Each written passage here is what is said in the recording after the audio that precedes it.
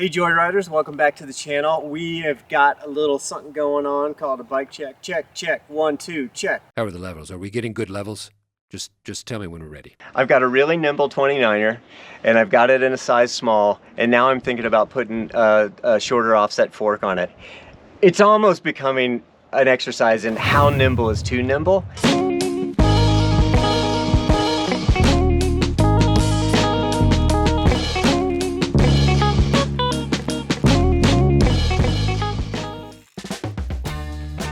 2021 Revel Rascal. Revel's a Colorado brand I didn't know about. I was able to score 2 frames, a medium and a small. We're gonna do a comparison between the two and try to figure out which one fits me. I'm 5'9". The small fits for sure. The medium might be super shreddy. This one's done. I don't think the medium is gonna be done for another month. I wanted to build them up identically. As you know, it's so hard to get components right now, so huge shout out to SRAM and Crank Brothers. All right, we came to Kirk Gowdy State Park in Wyoming, about an hour and a half from Boulder. Didn't know what to expect. I gotta say, this place is awesome.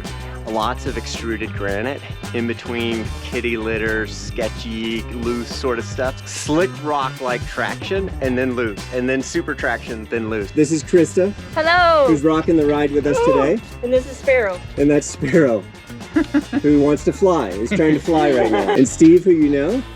Michael Jackson. Yes. Because I could do the phone, but then I rode better. And whoever built this thing, thank you, first of all. Appreciate it. And also, nice job. Beautifully done. They left enough of the nature. It's not sanitized at all. You could tell someone's thought about it, and somebody who rides thought about it, because you can gap stuff. And so that brings me to this bike. The color is called Sedona. It is a 130mm travel rear end, 140 on the front end. This shock is the Fox Factory Float X2. I've had these on other bikes, they're great. I want to talk about this suspension, the Canfield Balance formula. They've come up with one of the best pedaling systems ever. And it's sort of ironic because Canfield is a downhill bike company, at least in my mind, I think of them that way. It's amazing downhill, obviously, too. The highest compliment I can pay anything is when I don't think about it. This rear suspension, I haven't changed anything. I haven't twisted one knob. I haven't once thought about the rear end. It reminds me of a hardtail in that way, in that, like, of course you don't think about the rear end in a hardtail. It's always doing what you know it's gonna do, because it's a hardtail. It's a good segue because what they talk about is the center of curvature. In linkage bikes, with all these linkages, this axle path, sometimes they want it to go back first and then move up, but in doing that, it sometimes gets a really irregular path. The path of this axle is completely consistent, and the center of the path is always right there. That doesn't happen with linkage systems. This center moves on linkage systems. And what's amazing about it being right there is, look what else is right there. Your chain engagement. So it's consistent. It will never do something differently through one part of the travel than it will in another part of the travel. It is absolutely and totally consistent. And I think that's why it reminds me of a hardtail. Hardtails do what hardtails do, and it never changes. This rear end feels like you can just absolutely rely on it in any part of the stroke. It's a neat feeling. The drivetrain is SRAM Eagle AXS, so it's the fancy electronic shifting. That's as close as you can get to psychic shifting. Apparently the batteries last for 20 hours. They only take an hour to charge. There's a battery here and there's a battery in the rear derailleur. If the battery in the rear D goes out, you can swap them. And to pull the battery, you just pull up this lever. This weighs about what a AA weighs. It's incredible. And it's in. Knowing myself with this bike, I need one set of these always in my car that I swap out. I'm gonna see what that costs, and I'll let you know.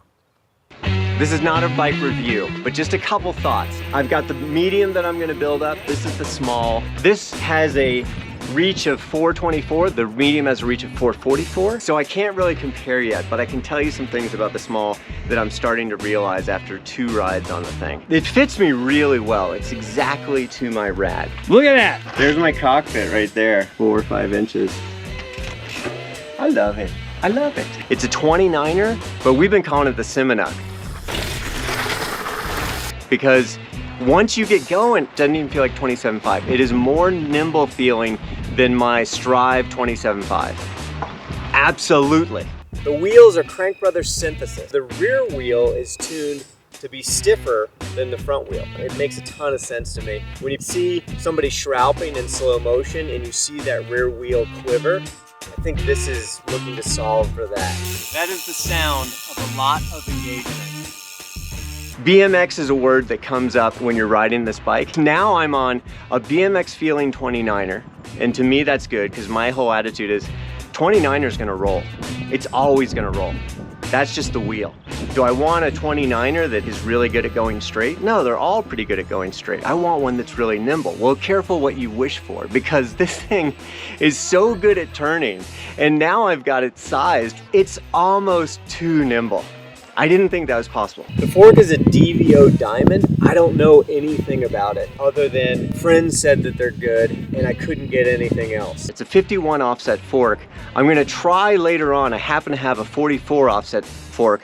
I'm gonna try that to see if I can get a little bit of the floppiness out of it. I haven't seen anyone else say this, but I find the bike floppy versus other bikes, and that's why I'm gonna try a different fork. I'm having a hard time keeping it on the line that I want when I'm doing technical climbs. I don't even care. And I'm gonna get used to it. Already in one ride, I'm starting to know that I've got to be a little more particular with it, and I can find my line. That's already coming around, and it is so playful. I gotta believe it's one of the most playful 29ers out there.